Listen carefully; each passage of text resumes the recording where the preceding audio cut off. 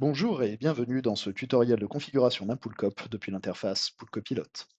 Aujourd'hui, nous verrons comment configurer la régulation pH. Depuis votre tableau de bord, rendez-vous dans l'onglet Configuration, puis Régulation pH.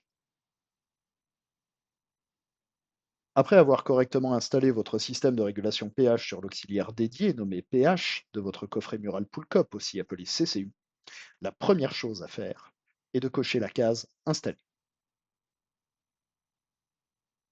Indiquez si vous injectez du pH-, du pH+, si vous souhaitez rester en lecture seule. Pour rappel, le mode lecture est à sélectionner si vous n'avez pas de système de régulation pH sur votre bassin. Si vous avez une régulation pH en distribution temporisée, c'est-à-dire programmée sur un timer, ou encore si votre installation dispose déjà d'un système de régulation pH extérieur à Poolcop, muni de ses propres sondes et capteurs. Cette fonction vous permettra cependant de consulter à tout moment la valeur de votre pH et de recevoir une alerte en cas de pH trop bas. Trop haut. Vous ne pourrez cependant pas utiliser Poolcop à des fins de pilotage du dispositif de régulation.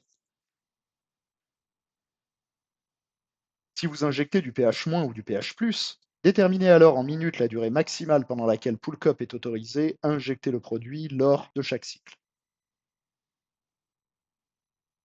La limite maximale par injection sera de 30 minutes pour les modes de filtration fonctionnant par cycle, c'est-à-dire le mode timer, volume ou Eco Plus par exemple, à raison de 2 périodes de distribution par jour, à savoir lorsque la pompe de filtration est à l'arrêt pendant au moins une demi-heure entre deux cycles.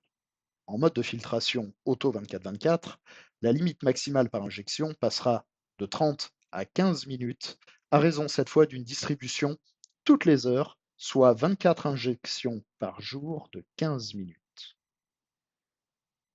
Paramétrez ensuite votre point de consigne à 24 degrés, les valeurs auxquelles vous souhaitez recevoir une alerte pH bas et pH haut, et décidez d'activer ou non la correction automatique du point de consigne en fonction de la température.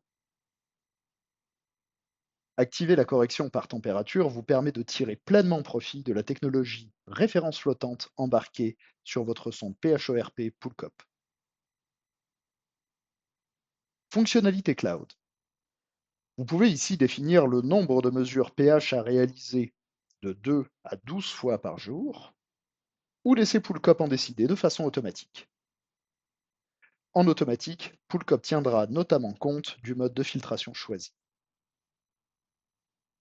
Activez ou désactivez les notifications liées au pH et définissez l'écart toléré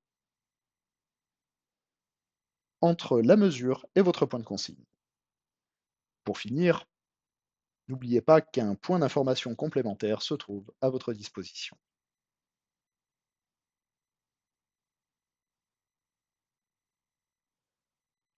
Une fois l'ensemble de vos réglages effectués, cliquez sur Envoyer et pensez bien à valider votre commande en cliquant sur OK.